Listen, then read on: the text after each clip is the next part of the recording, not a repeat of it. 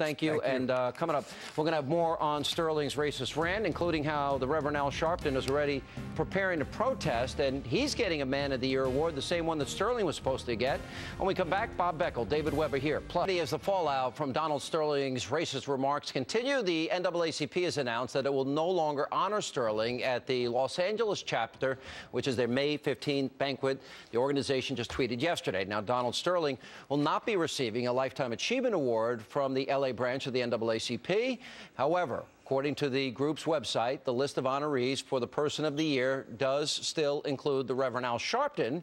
Now, Sharpton's honoree status comes as he threatens to rally in front of the NBA headquarters until Sterling is fired.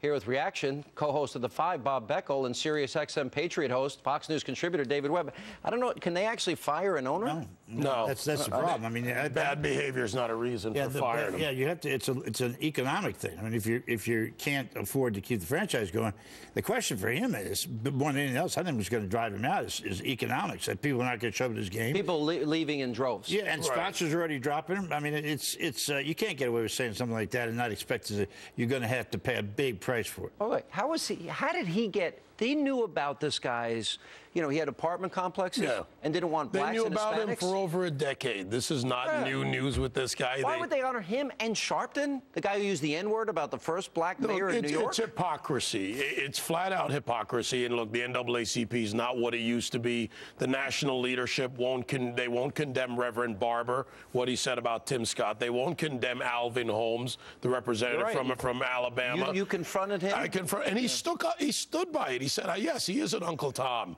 and they won't condemn him. So they don't condemn bigotry. They condemn those that agree with them, or they condemn those that don't agree with them or don't fit their agenda. I bet you when you put it all together, probably Sterling contributed a good deal of money, be my guess. Yeah. Follow the money. Well, he gave over $100,000 to black organizations. Yeah. So you're saying that he bought? No, I didn't say he bought, but I mean, I think a lot of these groups award your Lifetime Achievement Award by how much you give. Yeah. The other thing is, this is a Republican that gives heavily to Democrats.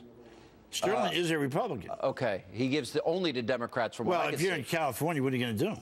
Yeah, but I mean, even that's just a business move. Really? No, I'm just saying. I was just saying that's what the Pfizer Republican gives the Democrats. By the way, the one thing I will say, David and I have discussed this. Why is it that conservative blacks are the single largest group that get attacked and nothing ever happens? How many times in your life? How many times in our... I don't even count. It's daily. But, to the point of whether this is politics, this isn't politics. Racism and bigotry is in politics. Right. Crush it unmercifully, Sean. That's what the American people have to do. And Bob's right, by the way. Don't go to the games. Don't show up. Don't buy the product. I want people to go to the games. Don't hurt the players. They already have suffered enough here.